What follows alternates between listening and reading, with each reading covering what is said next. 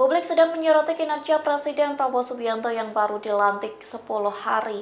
Pasalnya banyak koruptor ditangkap seusai Prabowo resmi menjabat sebagai presiden. Lantas inilah deretan koruptor yang ditangkap dalam kurun waktu 10 hari. Akun media sosial Gerindra turut memposting ulang berita terkait deretan koruptor yang ditangkap seusai Prabowo menjadi presiden.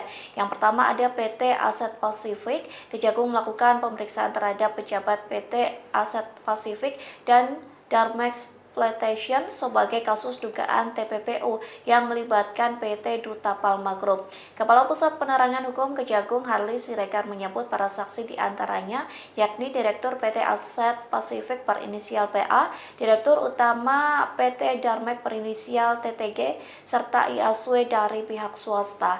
Yang kedua ada kasus Ronald Tanur. Diketahui 3 hakim pengadilan negeri atau PN Surabaya terjaring OTT pada Rabu 23 Oktober. Ketika hakim ditangkap karena dugaan suap dalam kasus pembebasan Ronald Tanur.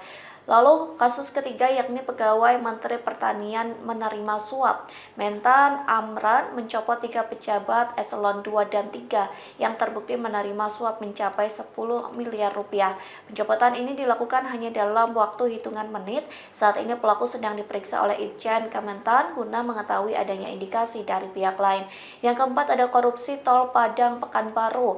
Mantan Kepala Kantor Wilayah Badan Pertahanan Nasional Sumatera Barat SF ditetapkan sebagai tersangka. Adapun SF menjadi tersangka dalam kasus korupsi ganti rugi lahan untuk pembangunan tol Padang Pekanbaru. Kasus kelima yakni korupsi jembatan timbang Pontianak. 4 tersangka dalam kasus jembatan timbang di kota Pontianak, Kalimantan Barat resmi ditahan pada 21 Oktober 2024. Keempat tersangka diduga terlibat pidana korupsi pada proyek pembangunan gedung jembatan timbang Pontianak. Kasus tersebut menimbulkan kerugian negara sebesar 1,4 miliar rupiah.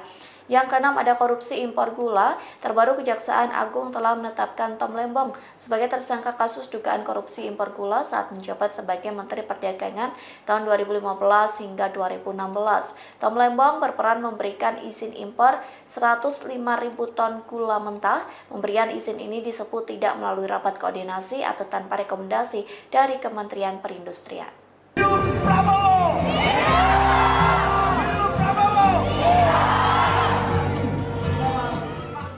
Ribuan buruh PT Sri Rejeki Isman atau Sritek menyampaikan terima kasih kepada Presiden Prabowo Subianto. Pasalnya, Prabowo dinilai punya andil besar dalam menyelamatkan Sritek agar tidak melakukan PHK di tengah kondisi pailit.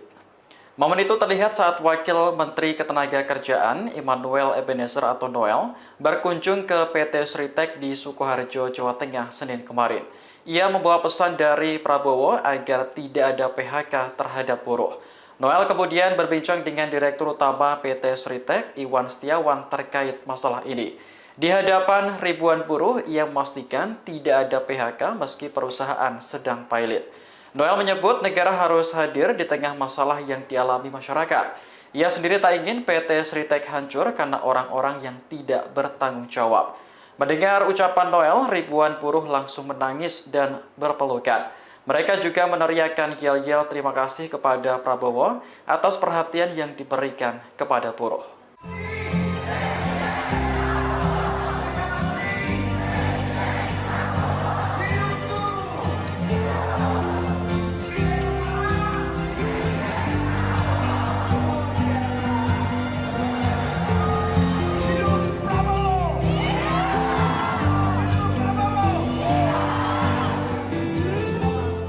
Download Tribun X sekarang, menghadirkan